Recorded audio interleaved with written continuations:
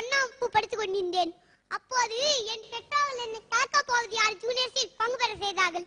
முதலில் ஒரு எபிசோட் பங்கு பெற்றால் போதும் என்றார்கள். நானும் தாய் சொல்லி தட்டக்கூடாது என்பதற்காக பங்கு பெற்றேன். பிறகு இன்னும் ஒரு எபிசோட் என்றார்கள். அதிலும் பங்கு பெற்று ஜெயித்தேன். இப்போது ஃபைனல்ஸில் ஜெயித்தே ஆக வேண்டும் என்று என் பெற்றோர்கள் மீட்டுகிறார்கள். ஜெயிக்க கூடாது என்று மற்றவர்கள் மீட்டுகிறார்கள். பாவம் என் வாழ்க்கை ஆகிவிட்டது ஒரு கூவம். முத்தெடுக்க போய் கிளிஞ்சல் பொறுக்கிய கதையாய் முடிந்தது என் கதை. நான் கண்ட கனவை கனவாக்கினாக சிலர்.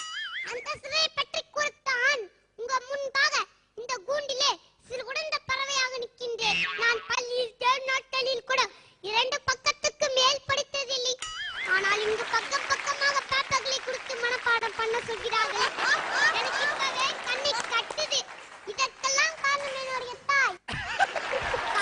என்னுடைய தந்தை என் தாய் சொல்கிறபடி எல்லாம் தலையாட்டுகிறார். என்னுடைய அப்பா மட்டுமல்ல, உலகத்தில் பல அப்பாக்கள் தங்கள் மனைவி சொல்கிறபடி எல்லாம் தஞ்சாவூர் பொம்மை போல் தலையாட்டுகிறார்கள். என் பெற்றோர்கள் நயவஞ்சர்கள். விளையாடு பாப்பா என்றார் பாரதியார். நீ போய் கலக்க போது யார் ஜூனியர்ஸில் விளையாடு என்று என்னை அனுப்பிவிட்டார்கள். என்னை விளையாட விடவில்லை. என்னை மட்டும் விட்டிருந்தால் விடுமுறை நாட்களில் சில்ட்ரன்ஸ் பார்க்கிலே ஒரு நாள், பீச்சிலே ஒரு நாள், எம்ஜிஎம்ல ஒரு நாள் என் விடுமுறையை கழித்திருக்கலாம். இப்படி என் வாழ்க்கையை ஓட்டியிருக்கலாம். ஆனால் இதை யாரும் விரும்பவில்லை. விளையாட விட்டார்களா என் பெற்றோர்கள்?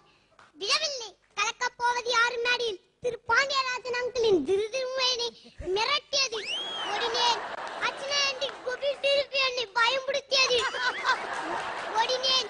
ரம்யாக்காவின் மேக்கப் என்னை துரத்தியது. ஆடியன்ஸின் அமைதி என்னை அச்சுறுத்தியது. ஓடினேன். விஜய் டிவி வாசல் வரை ஓடினேன். அங்கே செக்யூரிட்டி என்னை விரட்டியதால் திரும்பி வந்து விட்டேன். என் ஓட்டத்தை தடுத்திருக்க வேண்டும். வாட்டத்தை போக்கிருக்க வேண்டும். இந்த சட்டத்தை நீட்டுவோர். கலக்கப் போவது ஜூனியர் புரோகிராமில் என்னை கொண்டு வந்து விட்டது என்னுடைய பெற்றோரின் குற்றமா அல்லது தொலைக்காட்சியின் குற்றமா? செலக்ஷனில் நான் செலக்ட் ஆனது டைரக்டரின் குற்றமா அல்லது என்னுடைய பெர்ஃபார்மன்ஸின் குற்றமா?